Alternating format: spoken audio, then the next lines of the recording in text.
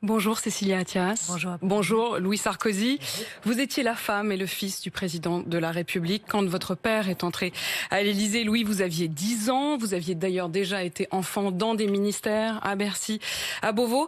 Et vous écrivez aujourd'hui un livre, ça s'appelle Une envie de désaccord.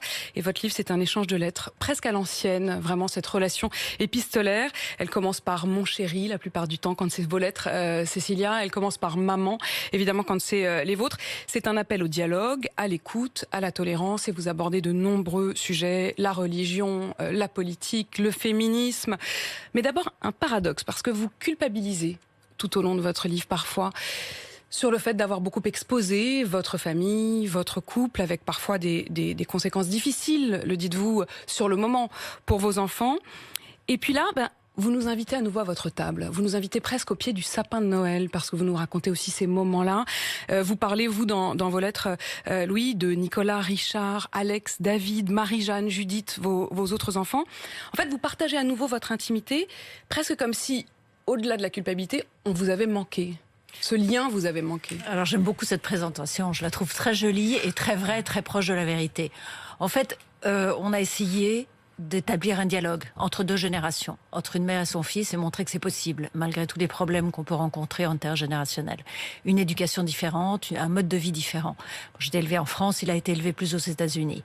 Et puis, il a fallu planter le cadre, c'est-à-dire pourquoi, sortant d'où, il a fallu planter la famille, raconter pourquoi ces discussions arrivent autour de la table, pourquoi entre une belle-fille qui est juive pratiquante, une fille qui est catholique pratiquante, un mari qui est juif non pratiquant, mon fils qui n'est pas athée mais non croyant comme il aime se définir. C'est une distinction très importante. Et donc c'est ces discussions-là qu'on a voulu échanger entre nous de façon ancienne presque, un échange de lettres, mais il fallait planter le décor. Mais du coup, à nouveau, on rentre dans cette intimité que vous aviez un peu subie enfant quand même. Oui, un petit peu. Mais si vous voulez, dans le livre, les 50 ou les 60 premières pages, je dirais que c'est une contextualisation de l'œuvre. On se justifie, il y a beaucoup de personnel.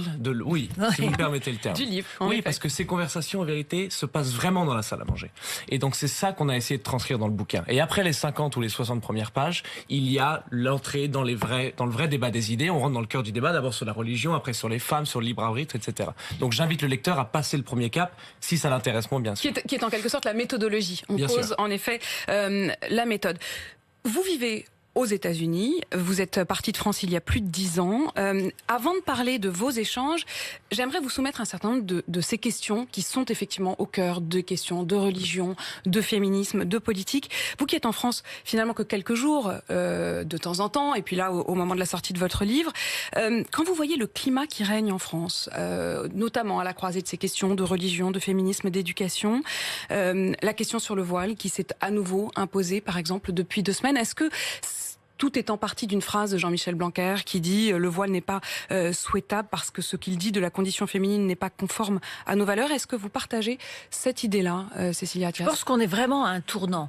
On est à un tournant dans pas mal de domaines et il faut essayer d'aborder ce tournant le plus tranquillement possible et avec le plus de raison et de distance. Il faut que la tolérance règne aujourd'hui. Le port du voile est une vraie question, un vrai problème, mais qu'il faut essayer de dédramatiser tout ça, essayer d'en parler avec énormément de tolérance. Je pense qu'il y a trop de violence dans les termes, trop de violence dans pas mal de sujets d'ailleurs, non seulement le voile, mais la dépénalisation du cannabis, etc. Je trouve qu'on est vraiment à un tournant de notre société qu'il faut essayer d'aborder avec énormément d'ouverture d'esprit et énormément de tolérance.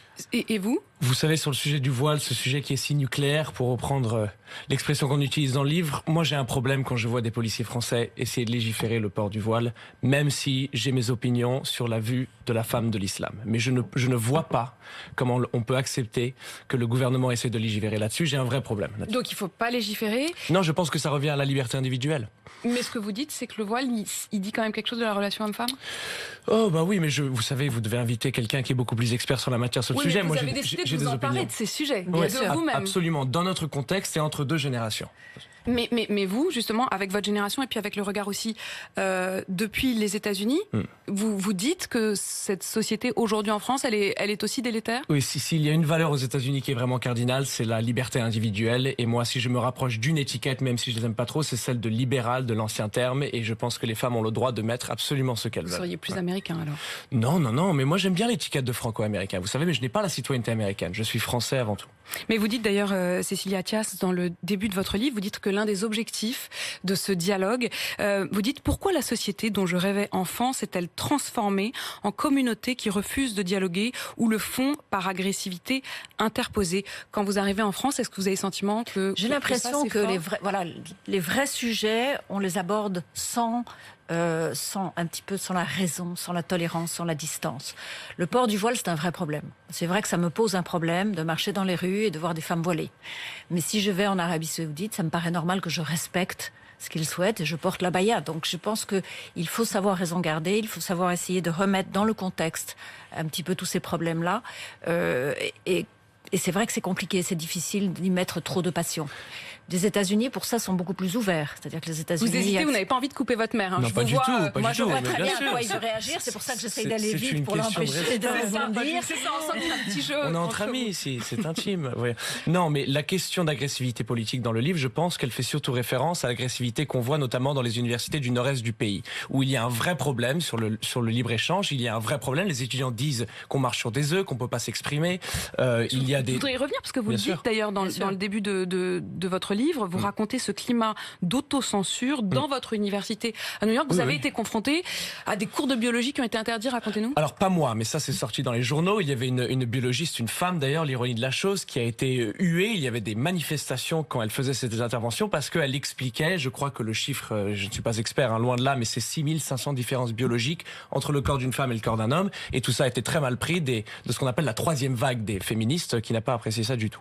Ça veut dire que vous avez le sentiment que cette autocensure que vous avez vue, constatée aux États-Unis, est-ce que vous trouvez qu'ici, en France, vous avez vu ces dernières semaines que Sylviane Agacinski, qui devait s'exprimer sur les questions du corps humain, a été interdite de s'exprimer à l'université de Bordeaux, qu'il y a une formation qui devait avoir lieu à la Sorbonne sur la déradicalisation? Vous ne trouvez pas que ces propos étaient très violents? Les propos de Sylviane Agacinski. Alors, donc vous estimez que c'est normal qu'elle n'ait pas... Non, je trouve qu'il faut lui laisser la parole et c'est normal. Je veux dire, on est Dieu merci, dans une démocratie dans laquelle on a le droit de dire ce qu'on pense.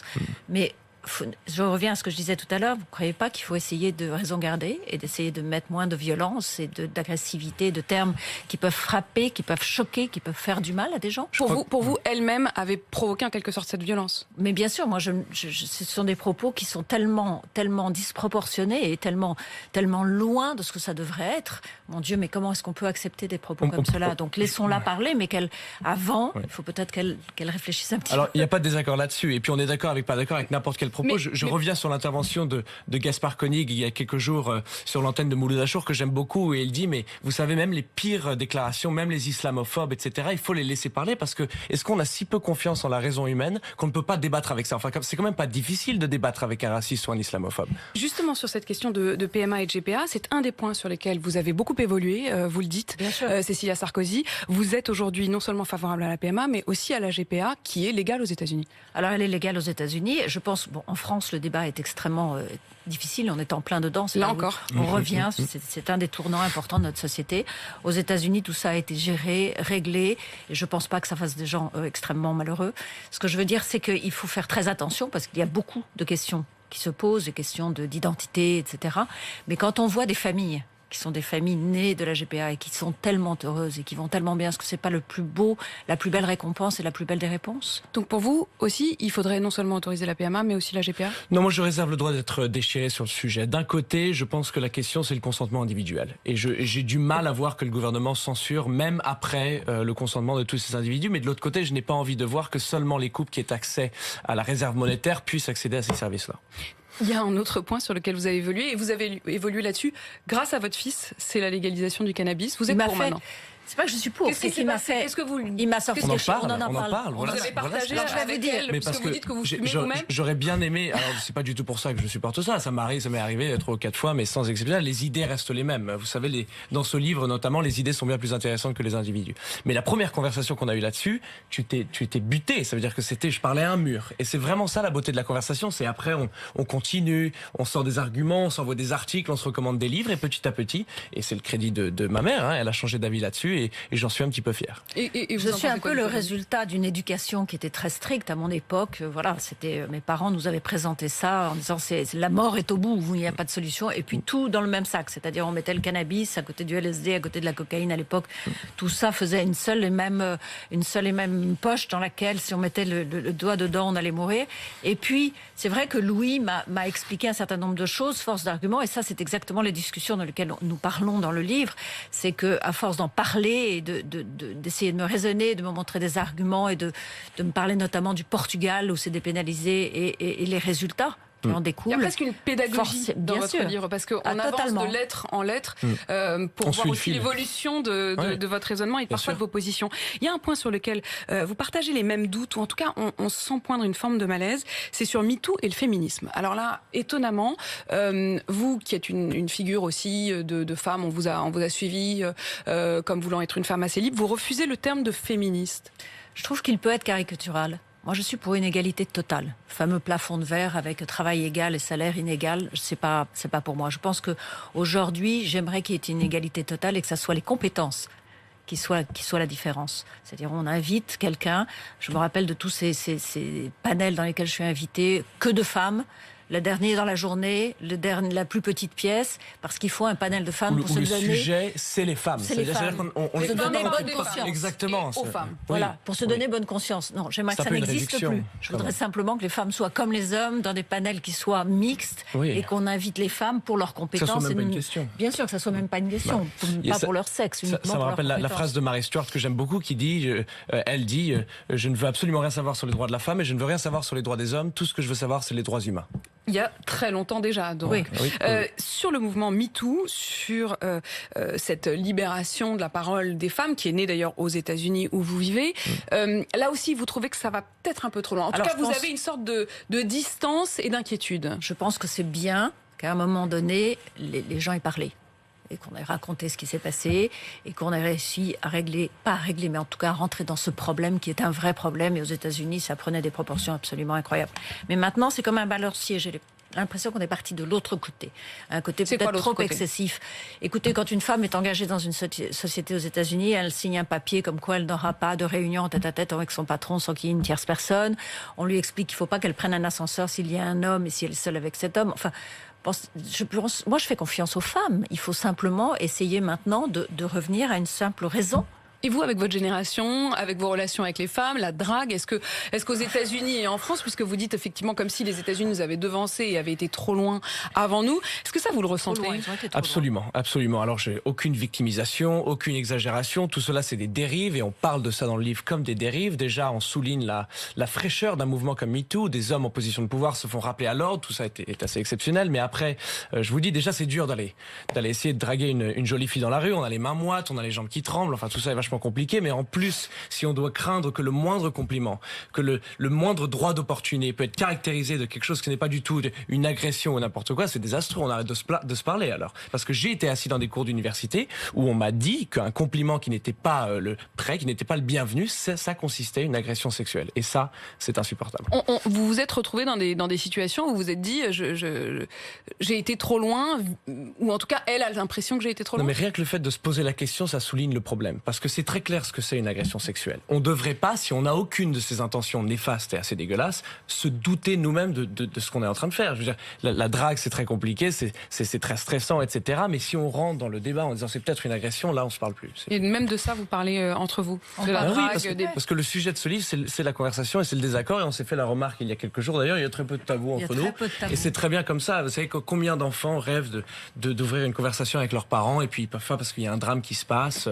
Enfin, moi, je suis très content d'avoir fait de casser la pudeur. Si on sent que vous l'avez effectivement cassé la pudeur. Il y a un point sur lequel vraiment c'est quasiment impossible de vous mettre d'accord, c'est la religion. Là-dessus, on sent que c'est deux points de vue. On n'est même plus dans le rationnel, je dirais. On est Bien vraiment sûr. dans quelque chose où vous essayez d'argumenter l'un comme C'est l'autre. là où il y a le respect de l'autre aussi. Mais ça se heurte à une difficulté. Vous, Cécilia Attias, vous êtes à mi-chemin entre votre éducation catholique et la religion juive de votre mari et des maris de vos fils. Vous, Louis, vous tentez de démonter jusqu'au refus de manger du porc. C'est-à-dire qu'à un moment, on est presque dans la provoque chez vous quand même. Oui, vous savez... Là, vous allez vraiment chercher... Oui, parce que c'est bien de provoquer quand c'est gentil. Vous défendez le cochon. Oui, je défends le cochon parce que le cochon est très utile, très utile, pardon, de son nez, à sa viande, à sa peau, etc. Mais pour la provoque, vous savez, on vit dans un monde nouvellement séculaire. Un petit peu, c'est assez récent sur l'échelle humaine et pendant des centaines, si ce n'est des milliers d'années, les dérives religieuses nous dominaient absolument tous. Donc nous, non-croyants, on profite un peu du changement de temps ces centaines ou 200 dernières années pour faire un peu d'humour dans ce monde. Vous avez de la peine qu'il ne croit pas, votre fils ? Ah, c'est une bonne question. Est-ce que j'ai de la peine ? Je pense qu'il évoluera, je pense qu'il changera. Je ne pense pas qu'il devienne un jour extrêmement croyant, fervent. Mais je pense qu'à 22 ans, on n'a peut-être pas les mêmes positions et on n'aborde pas ce problème-là de la même façon. Elle a que je prononcé, l'aborde. votre mère. Non, mais je suis pas. Vous trouvez un autre désaccord entre nous. Mais je pense que les idées restent les mêmes que j'ai 22 ans ou quand j'en ai 45. Et d'ailleurs, la plupart des idées Vous ferez un autre livre. ne sont pas les miennes. Ne sont pas les On miennes. suivra le tome 2. Non, mais c'est là où il faudra trouver un autre invité sur ce plateau avec maman. Mais si je te mettais, maman, en face de Sam Harris ou Christopher Hitchens, je ne pense pas que tu sortirais leur âge comme argument pour réfuter leurs idées. Alors je trouve ça un peu injuste que tu le fasses avec tu moi. as raison. Il n'est pas d'accord avec l'argument de l'âge. Non, il n'est pas d'accord parce avec que l'argument de parce que, l'âge. encore une fois, je suis désolé, c'est peut-être un élément de langage, mais les idées sont plus intéressantes que les personnalités. Oui, sûr. sauf que vous pouvez pas évidemment nier le fait que c'est vos personnalités qui font aussi que ce livre a de l'intérêt. C'est-à-dire que Oui, bien pourquoi sûr. est-ce qu'on a envie d'entendre votre dialogue ? Pourquoi est-ce qu'on a envie de comprendre ? C'est aussi parce que vous avez fait partie, je le disais, du quotidien des Oui. Français. Vous avez partagé beaucoup avec eux. Et bien sûr, il y a une troisième personne qui manque au fond ici, mais à qui vous dédiez ce livre, c'est votre père, Louis, Nicolas Sarkozy. Est-ce que ce livre, au fond, c'est aussi pour lui dire ce que vous n'osez pas tout à fait dire en sa présence, parce qu'on sent que votre parole est très libre d'un côté, mais que de l'autre, il y a une sorte de timidité quand même, vous le dites. Oui. Vous parlez moins à table. Un peu ou différemment. Et oui, il y a une timidité, il y a surtout un respect énorme. Mais vous savez, Un peu écrasant, on a l'impression même ce respect. Non, pas du tout comme ça, pas du tout comme ça. Et puis, si je voulais lui dire quelque chose, c'est infiniment plus facile de lui faire devant lui que plutôt de l'écrire dans un livre. Et je trouve ça avec beaucoup plus de pudeur. Non, pas du tout, aucun écrasement. Au contraire, c'est le dialogue aussi. Mais c'est juste que quand on a une personnalité comme ça devant soi, même en étant son fils, on est assez constamment Vous avez eu impressionné. besoin, à un moment, vous le racontez d'ailleurs dans le livre, de trouver votre propre voix, y compris en prenant un nom anonyme. Vous vous êtes fait appeler Louis Adam dans votre école militaire. Oui. Cécilia Sarkozy, est-ce que c'était quand même une souffrance de vivre avec un homme politique, vous dont on le sent dans ce livre, vous auriez aspiré à être une femme politique? Alors une souffrance, non, pas du tout. Je pense pas que ça soit le terme approprié, pas du tout. Moi, j'ai travaillé à ses côtés pendant des années. Je suis passionnée de la chose politique, c'est vrai. Ça n'est jamais. C'est tellement passionnant si on met ça, si on explique vraiment en quoi ça consiste et qu'on essaye d'enlever toutes les dérives. La chose politique est extraordinaire. C'est ce qui nous gère, qui gère le pays, gère les gens, et que ça soit l'éducation, que ça soit les arts, que ça soit la sécurité, tout ça est géré par la politique. Donc c'est vrai que c'est passionnant et que j'aurais aimé probablement un jour exercer un mandat. Maintenant, si vous c'est n'aviez trop pas tard. été femme d'eux, vous auriez pu le faire, vous pensez? Probablement. Donc il y a encore un pas dans l'égalité homme-femme, en tout cas. Oui. On s'en parle pendant sa campagne, alors. Voilà. Mais Je justement, la campagne, on sent quand même que tous les deux, la chose publique, alors vous dites, on verra dans 2035, mais presque avec une sorte de pirouette. Vous le voyez déjà comme un homme politique? Non, je ne le vois pas comme un homme politique. Je vois qu'il a tous les ingrédients pour devenir un homme politique. Après, c'est à lui de faire ses choix et de décider ce qu'il fera de son avenir. Et là, d'ailleurs, il rentre dans le privé, donc il n'est absolument pas question de ça. Mais je pense qu'il a tous les ingrédients qu'il faut pour faire un homme politique. Et pour votre père, est-ce qu'il y a encore un avenir politique? Il faudra lui demander lui-même. Vous savez, je suis le dernier à savoir. Et le climat en France, on en parlait, le climat notamment aussi des affaires, est-ce que ça c'est quelque chose qui vous pèse quand vous revenez en France? Vous savez, je le vois pas souvent. Et c'est la dernière chose dans nos esprits quand on se voit. On est bien plus apte à parler de choses bien plus intéressantes, ou du PSG par exemple. Je sais pas si vous avez vu le classique il y a quelques jours. Bah oui. On peut en parler. Dimanche soir quand même. 4-0, c'est d'une violence inouïe. Pardon à tous les Marseillais qui nous écoutent. Ça vous rend très heureux. Une dernière question, est-ce qu'elle vous manque, la France? Parce que finalement... Je l'ai jamais vraiment complètement quitté. J'habite aux États-Unis depuis 13 ans, mais je reviens régulièrement, donc je viens trop souvent pour qu'elle me manque. Et vous? C'est parfait, le petit mix qu'on a, un peu entre les deux. On a beaucoup de chance de l'avoir, mais trop de temps à New York, Paris nous manque, trop de temps à Paris, New York me manque. Mais moi, je suis émerveillé constamment quand je marche dans ces rues parisiennes. Et vous votez toujours en France? Oui, Bien absolument. sûr. absolument. Voilà. Ouais. Tous les deux. Oui, tous les deux. Tous oui, les deux. Cécilia Attias, Louis Sarkozy, merci d'être venu Merci à partager votre dialogue Merci avec pour nous. votre invitation. Une envie de désaccord, c'est chez Plomb. L'actualité continue sur RMC et BFM TV.